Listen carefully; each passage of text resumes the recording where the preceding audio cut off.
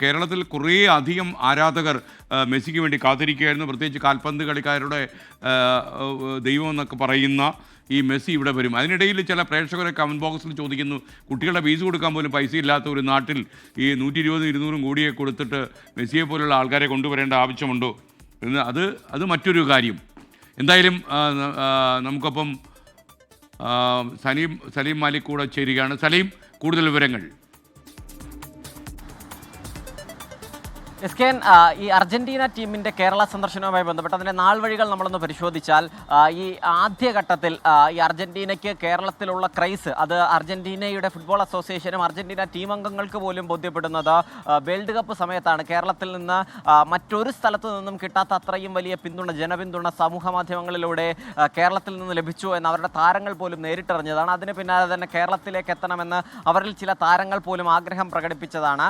അങ്ങനെ ഇന്ത്യയിലേക്ക് എത്താം എന്നുള്ളൊരു ധാരണ അർജന്റീന ഫുട്ബോൾ അസോസിയേഷൻ താല്പര്യം പ്രകടിപ്പിക്കുകയും അന്ന് ആ സമയത്ത് ഇന്ത്യയിലേക്ക് മെസ്സിയെ എത്തിക്കാനുള്ള ചെലവ് വഹിക്കാൻ ഇന്ത്യ ഗവൺമെൻറ്റിന് കഴിയാത്ത സാഹചര്യമുണ്ട് എന്ന് പറയുകയും ചെയ്തു. അപ്പോഴായിരുന്നു കേരളം അതിൽ ഇടപെട്ടതും കേരളത്തിലേക്ക് കൊണ്ടുവരാൻ കഴിയുമെന്ന് മന്ത്രി പ്രഖ്യാപിക്കുകയും ചെയ്തത്. മാത്രമല്ല, കേരളത്തിലേക്ക് മെസ്സി എത്തിയാൽ അതിൻ്റെ പൂർണ്ണ ചിലവും വഹിക്കാൻ സ്പോൺസർമാർ നിരവധി എത്തും. മെസ്സിയുടെ പേര് മാത്രം മതി അത് കച്ചവടം ചെയ്തു പോകാനെന്നുള്ളൊരു നിലപാടായിരുന്നു കേരളത്തിനുള്ളത്. അങ്ങനെ കേരളം ആ ദൗത്യം ഏറ്റെടുക്കുകയായിരുന്നു. വലിയ അഭിമാനത്തോടു കൂടി കേരളം കണ്ടതാണ് ലയണൽ മെസ്സി ലോക ചാമ്പ്യന്മാരും സംഘവും കേരളത്തിലേക്ക് എത്തുന്നു. കേരളത്തിൻ്റെ പുൽമൈതാനികളിൽ തീപിടിപ്പിക്കും വിധം പന്ത് തട്ടുന്നു.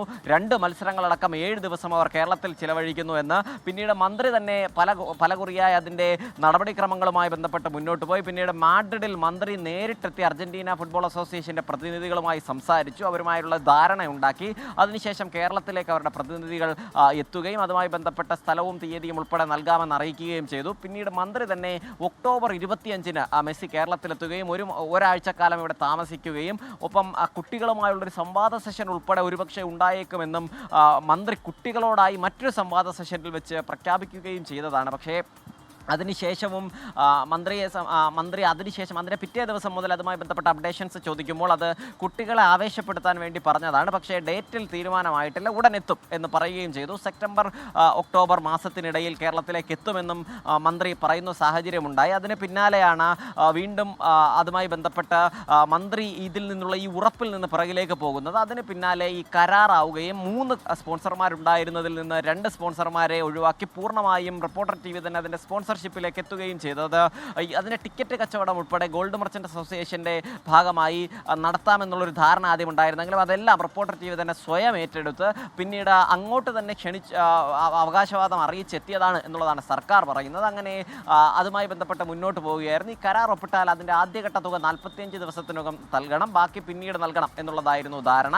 അങ്ങനെയെങ്കിൽ ജനുവരിയിലായിരുന്നു ഈ തുക നൽകേണ്ടിയിരുന്നത്. പക്ഷേ അതുണ്ടായില്ല എന്നുള്ളതാണ്. പിന്നീട് അർജന്റീന ഫുട്ബോൾ അസോസിയേഷൻ്റെ ഭാഗത്ത് നിന്നും അതുമായി ബന്ധപ്പെടാൻ ശ്രമിച്ചപ്പോഴൊക്കെ മറുപടി ലഭിച്ചില്ല എന്നുള്ളതാണ് പറയുകയും ചെയ്യുന്നത്. ആകെ 300 കോടി രൂപയിലധികമാണ് അതുമായി ബന്ധപ്പെട്ട് വേണ്ടിവരുന്ന ചിലവ്. അതിൽ തന്നെ 200 കോടി രൂപ അർജന്റീന ഫുട്ബോൾ ടീമിന് മാത്രമായി നൽകാനും ബാക്കി അതിൻ്റെ നടത്തിപ്പ് ചുമതലയ്ക്കും ഒപ്പം തന്നെ എതിർ കളിക്കുന്ന ടീമിനും ഒക്കെ ആയുള്ളതായിരുന്നു വകയിരുത്തിയിരുന്നത്. പക്ഷേ 1 രൂപ പോലും നൽകാൻ ഈ സ്പോൺസർമാർ തയ്യാറായില്ല എന്നുള്ളതാണ് സർക്കാർ തന്നെ പറയുന്നത്. അതോടുകൂടി വലിയ പ്രതിരോധത്തിലാവുകയും ചെയ്തു. നിലവിൽ അതിൽ ഒറ്റ സ്പോൺസർമാരേ ഉള്ളൂ, അത് റിപ്പോർട്ടർ ബ്രോഡ്കാസ്റ്റിംഗ് കമ്പനിയാണ് എന്നുള്ളതിൻ്റെ സർക്കാർ ഉത്തരവ് തന്നെ നമ്മുടെ പക്കലുണ്ട്. അതുകൊണ്ട് മന്ത്രി പറയുന്നത് ഇക്കാര്യത്തിൽ സ്പോൺസറെ ചുറ്റിപ്പറ്റി മന്ത്രി പറയുന്ന കാര്യത്തിൽ അവിശ്വസിക്കേണ്ടതില്ല എന്നുള്ളത് കൂടി നമുക്ക് ഈ ഘട്ടത്തിൽ മനസ്സിലാവുകയും ചെയ്യും. എന്തായാലും ആകെത്തുകയിൽ സംസ്ഥാനത്തിന് വലിയ അഭിമാനമാകേണ്ട ഒരു പരിപാടി, അതിലെ ഈ ഏറ്റെടുത്ത സ്പോൺസറുടെ നിസ്സംഗത മൂലം സംസ്ഥാനത്തിനാകെ അത് അർജന്റീന പോലൊരു ലോകപ്രശസ്തമായ ലോക ചാമ്പ്യന്മാരായ രാജ്യത്തിന് മുൻപിൽ പോലും സംസ്ഥാനം നാണം കെടുന്ന ഒരു സാഹചര്യത്തിലേക്ക് കൊണ്ടെത്തിച്ചു എന്നുള്ളതാണ് ഇതിലെ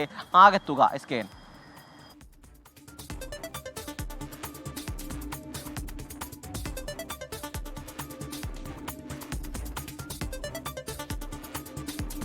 താങ്ക് യു സലീം മാലിക്. ഇനി നമ്മൾ മറ്റു വാർത്തയിലേക്ക് കടക്കുന്നു.